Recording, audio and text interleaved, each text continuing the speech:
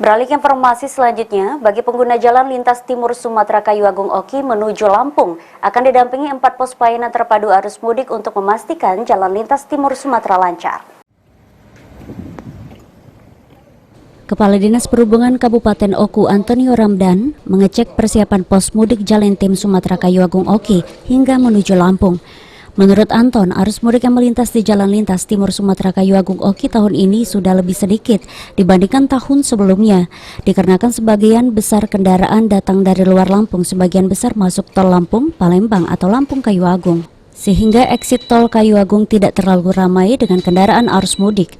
Namun demikian, di sepanjang Jalan Lintas Timur Sumatera wilayah Oki, pihak Dinas Perhubungan telah membangun 4 pos pelayanan arus mudik Lebaran, seperti di Kayu Agung, Lempuing, dan Pematang Panggang Oki, serta 1 pos di rest area tol wilayah Kabupaten Oki. Ada 5 pos pam, yang pertama pos pam Belikan, pos pam pertama, yang kedua itu nanti ada di Lempuing, yang ketiga ada di Pematang Panggang, yang keempat di rest area 269 dan 277. Dari kapan sampai tanggal 9 Mei dari Polri, TNI, Dinas Perhubungan, Satpol PP, Dinas Kesehatan, kita sama-sama.